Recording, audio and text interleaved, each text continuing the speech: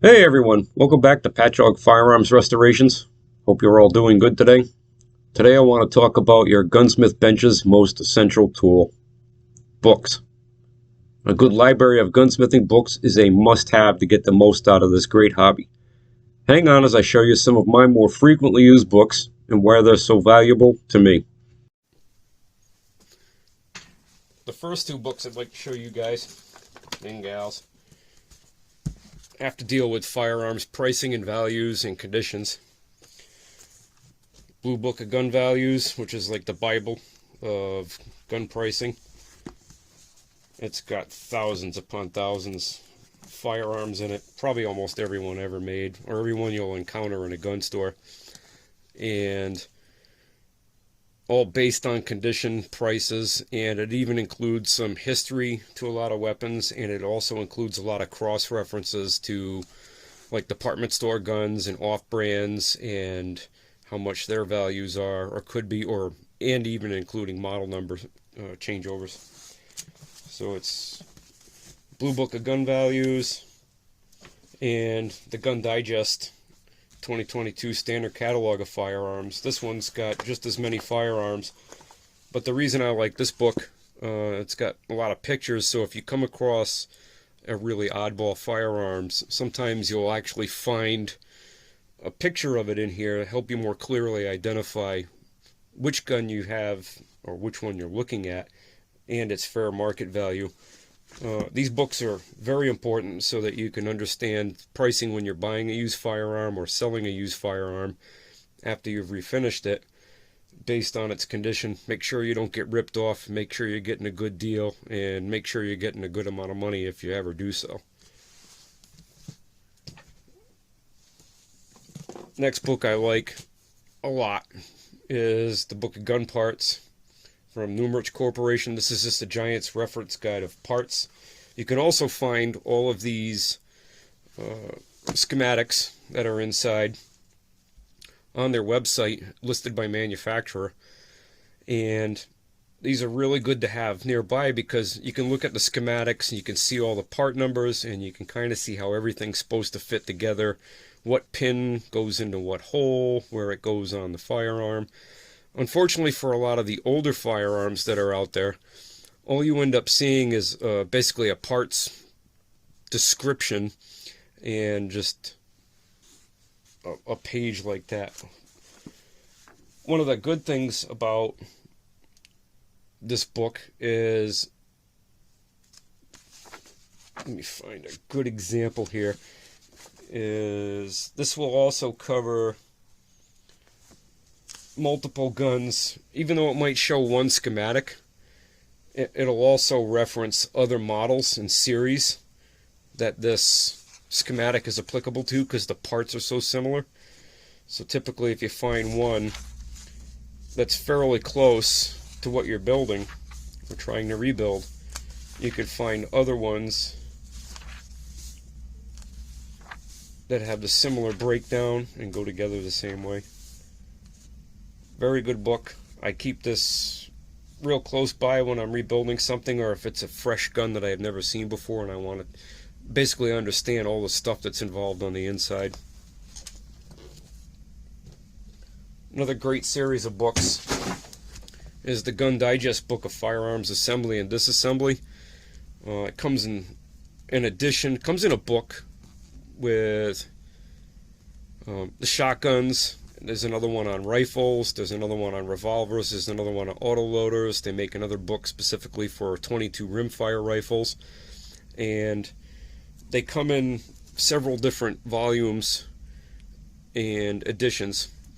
This is the second edition for the shotguns, and what's inside here are typically firearms that you'll find like before 1980 and 1970. And again, in this book, it also gives you equivalent models that the same breakdown and disassembly is applicable to. And then it goes through with pictures, and it describes the entire process from breaking down the stock, removing barrels, talks about getting into the action and taking out all the components of the action. They also put in, and I highlighted in this case, certain things that you need to watch out for. Like in this case, this pin is best left in place unless it's absolutely necessary to take out to fix the selector switch. So they give you great detail about that. They also, at the end of each section, they tell you in every grouping, every firearm, that reassembly is the reverse order of disassembly. And then if there's any special tips at the end, they also give you reassembly tips, what to do if there's certain springs that should go in first, or certain difficult areas, or where you might need a slave pin, or something of that sort. So this is the second edition. The fourth edition, which was written at a later date, incorporates much more modern firearms. But it's still basically the same layout. It gives you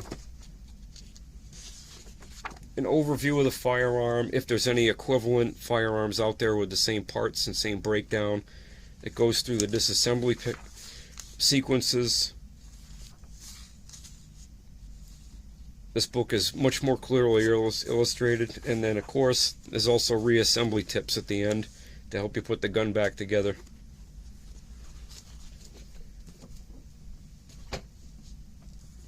Another one that I found that was out there was the NRA makes several guides to assembly and disassembly. This particular one's for the rifles and shotguns. This one has a lot of guns in it, and every time you flip the page, you come across another 2-page section where it shows the firearm in question, its model number, the parts legend, a schematic, and then over on the next page they got a little bit of history and then the disassembly procedure. The only thing that I don't like about this particular book is it doesn't go into the same depth and detail as the Gun Digest editions.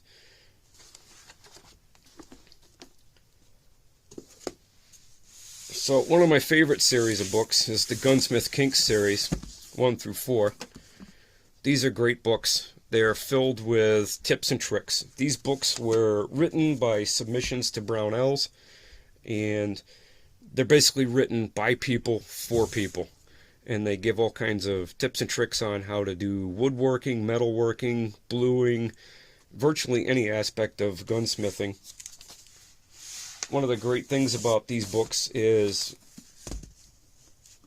in addition to just all the tips and tricks, a lot of times what you'll find in them is drawings and schematics that explain how to build jigs and how to create things. I've used this particular series of books to build myself a jeweling jig for bolts and a checkering cradle so I could turn a full stock. So if you wanted to look up checkering, for instance, you could go to volume 4 and you could find, you look up checkering and it'll tell you in volume 1 pages 47 to 85, or volume 2 pages 49 to 55 and 409, that you could find some article in there or something along that about that subject. These are really great books. Surprisingly, I picked up this book about 5 or 6 years ago, and it pretty much sat on my bookshelf until recently, and then I started looking through it. This is Do-It-Yourself Gunsmithing by Jim Carmichel, and this book is an absolute wealth of information. It's got a little bit, it touches on almost every subject of gunsmithing, including metalwork, woodwork, checkering, inlaying, finishing. The surprising thing about this book is it was written in 1978, and virtually everything in this book is still current today, and a lot of the materials that he mentions, like the adhesives, the finishes, the glues, it all can still be found today out on the internet, either at Brownells or on Amazon or other places. This is an absolutely fantastic book. If you're just getting into refinishing guns or fixing guns, I highly recommend searching Amazon or eBay and getting a copy of this by Jim Carmichel. I'll post a link down below with its ISBN, along with all these other books, in the comments section below, in case you guys are interested. Another good source of information for your gun bench is old Army or Marine Corps field manuals.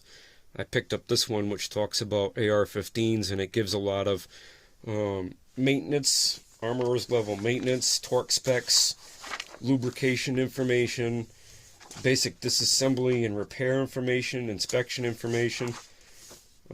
These are great books if you can pick one up, if you're interested in an old military variant.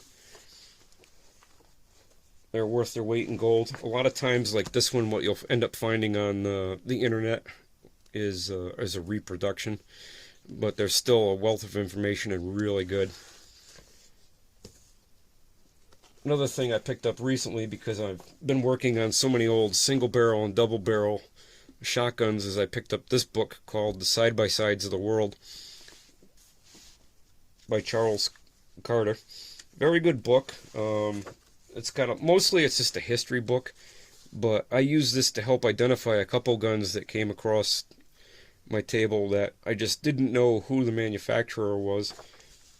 Even though there's many illustrations in here, unfortunately this book is a reproduction and the pictures could be a little clearer. But it does have some great histories in it, some good information. So that's going to be about it for this episode, Patchogue Firearms Restoration. I had a little bit of fun showing you guys just a portion of my library. Drop a comment below. Let me know what your favorite books are that you use for gunsmithing and why you like them. Hope you guys have a great day. Don't forget to hit like and subscribe below if you have a passion for gunsmithing and conserving old firearms like I do. And I'll see you guys the next time.